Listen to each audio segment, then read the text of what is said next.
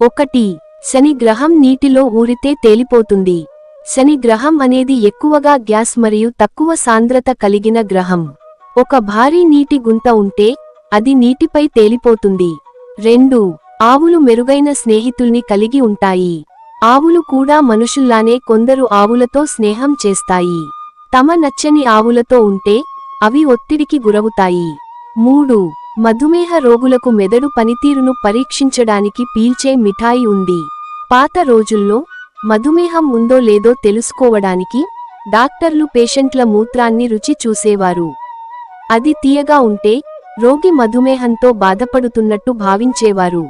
4. చీమలు నిద్రలో కూడా పని చేస్తాయి. చీమలకు నిర్దిష్టమైన నిద్ర సమయం ఉండదు. అవి కొద్ది సెకన్లపాటు నిద్రపోతూ తిరిగి పని మొదలు పెడతాయి. 5. మనిషి ముక్కు 50,000 వాసనలను గుర్తించగలదు. మన ముక్కు అనేక రకాల వాసనలను గుర్తించగలదు. కొందరికి మరింత మెరుగైన వాసన గుర్తింపు శక్తి ఉంటుంది. 6. ఆస్ట్రానాట్లు అంతరిక్షంలో భూమిని విభిన్న వాసనతో మహాగోని, వుడ్ లేదా బర్న్ అయిన స్టీక్ వాసనగా భావిస్తారు.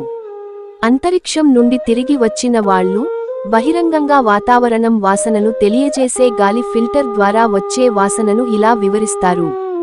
7. కొంతమంది తేనెటీగలు మద్యం తాగినట్టు ప్రవర్తిస్తాయి. కొందరు తేనెటీగలు కాయదొంగ తేనెను తాగినప్పుడు తూగుతూ పతనమవుతాయి. అవి తిరిగి పొదిలోకి వెళ్లేందుకు రక్షణ తేనెటీగలు అడ్డుకుంటాయి. 8. ఎలుకలు నవ్వుతాయి. శాస్త్రవేత్తలు కనుగొన్నదేమిటంటే ఎలుకలను గిలిగింత పెట్టినప్పుడు అవి చిన్నగా నవ్వుతాయి. కానీ మనకి ఆ ధ్వని వినిపించదు. 9. మన శరీరంలో ఉన్న బ్యాక్టీరియా సంఖ్య కణాల కంటే ఎక్కువ. మన శరీరంలో కణాల కంటే 10 రెట్లు ఎక్కువ బ్యాక్టీరియా కణాలు ఉన్నాయి. అవి ఎక్కువగా మేలు చేసే బ్యాక్టీరియానే. 10. కొందరు మనుషులకు రక్తం బొత్తిగా ఎర్రగా కాకుండా నీలంగా ఉంటుంది. ఇది మెథెమోగ్లోబినియా అనే అరుదైన పరిస్థితి వల్ల జరుగుతుంది. అందులో హిమోగ్లోబిన్ ఆక్సిజన్ను తక్కువగా కలిగి ఉంటుంది.